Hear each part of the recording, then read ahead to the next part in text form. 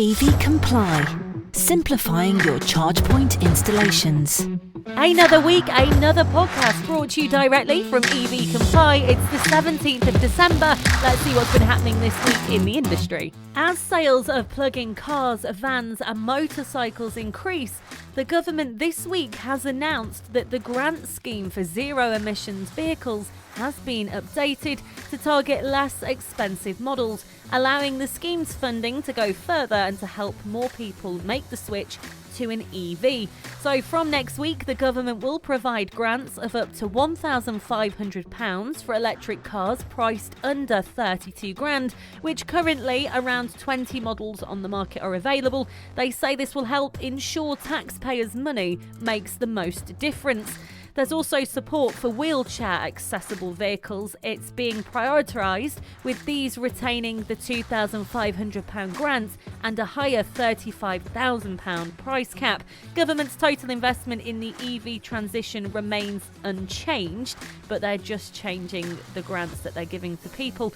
Now, grant rates for the plug-in van grant will now be £5,000 for large vans and £2,500 for small vans, with a limit of £1,000 per customer per year. Motorcycles and moped grants will also be changing, with the government now providing £500 off the cost of a motorcycle and £150 for mopeds, with a price cap on vehicles of £10,000.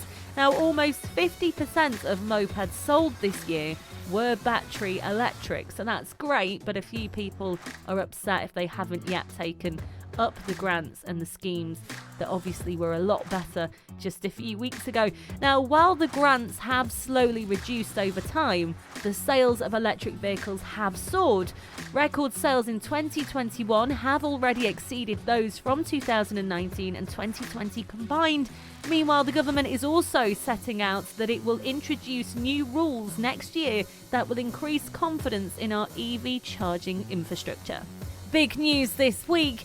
Toyota is to invest $35 billion into battery-powered EVs, and they plan on rolling out 30 new models by 2030. You heard me right, billion, not million. Now, they aim to increase the global sales of battery EVs by 3.5 million units a year by 2030. The CEO, Akio Toyoda, said on Tuesday, most of Toyota's current electric vehicle sales are hybrid electric cars that are powered by a combination of an internal combustion engine and battery-operated electric motors. Battery-only EVs make up only a fraction of our current sales, and we do wish to be leading in the industry. While with an investment of $35 billion, we'd like to think they can get there.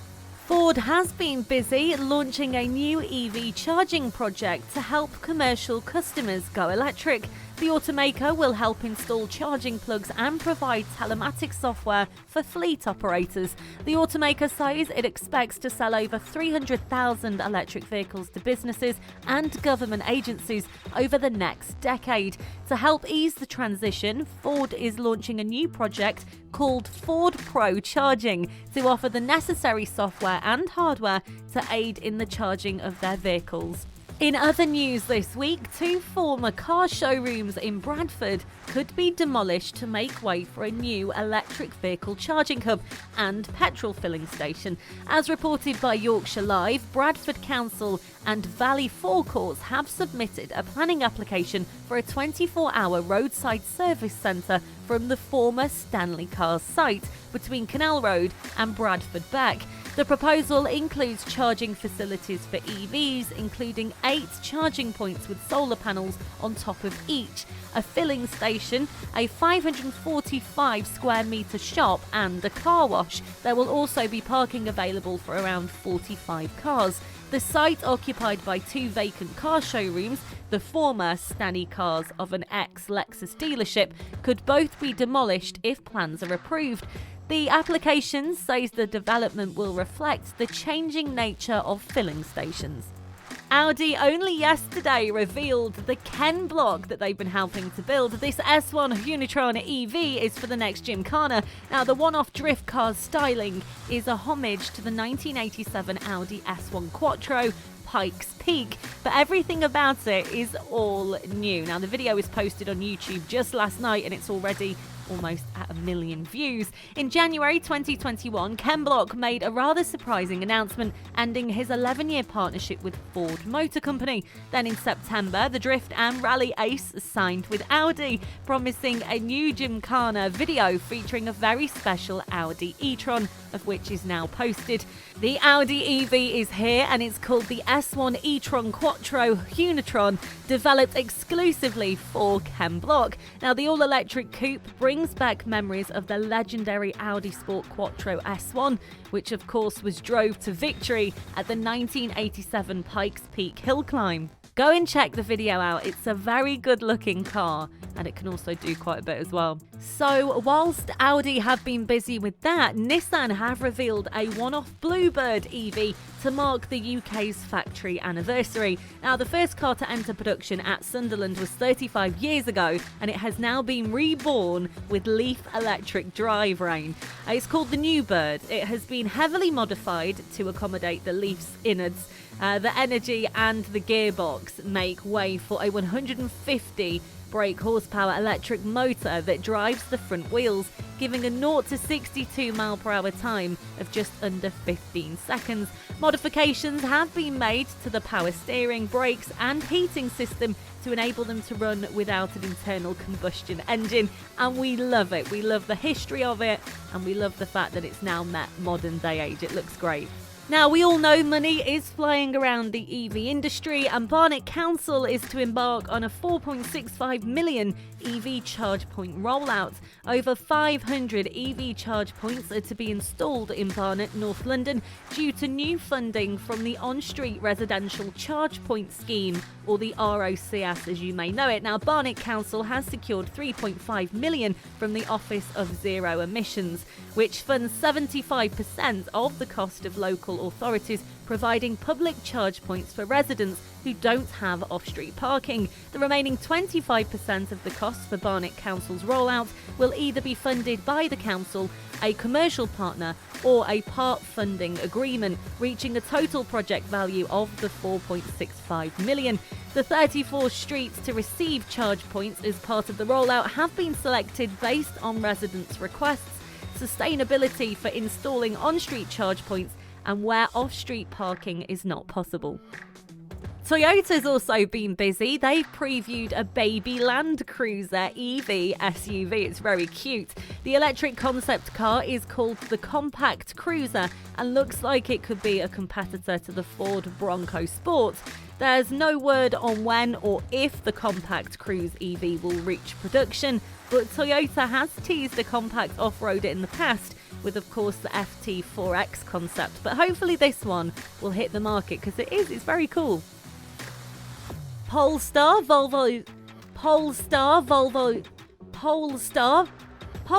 Volvo's electric vehicle subsidiary, has announced plans to add 3 new models to its lineup in the next few years, hoping to make the brand more popular and of course to increase sales.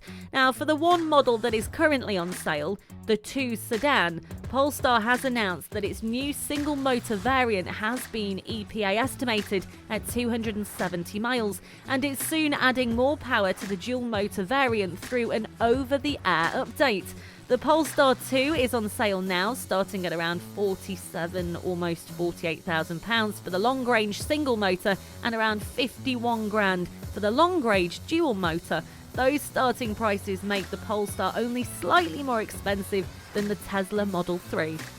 Now, this is something you should know about. Fleet Evolution is working with Aston University on a research project to investigate drivers' perceptions around electric vehicles. The research, which is open to anyone, including fleet and transport managers, company employees, drivers and private individuals, will be published in the new year, when participants will be sent a copy of the report on request.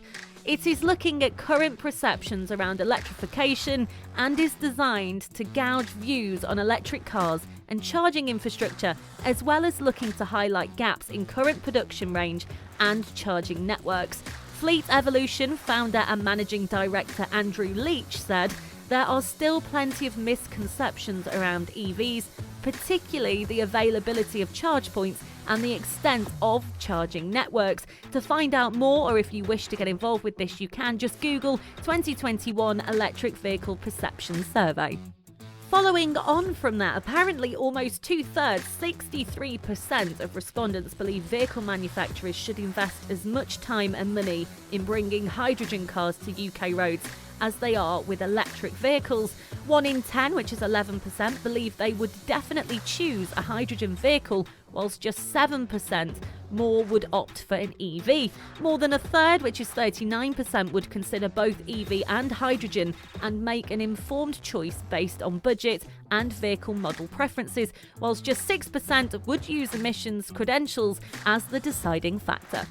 Wireless charging is excitingly being tested this week in the UK in the city of Nottingham. There's going to be 9 electric taxis, and they're going to be labelled in green and blue to signify that they are part of the new wireless charging electric vehicle trial. This trial, which is the first of its kind in the UK, is being funded by the Office for Zero Emissions Vehicle, OZEV as you'll know it. There's going to be 5 hybrid taxis and 4 electric Nissan Dynamo taxis. They're going to promote with branding on the side saying this electric taxi will be charged wirelessly.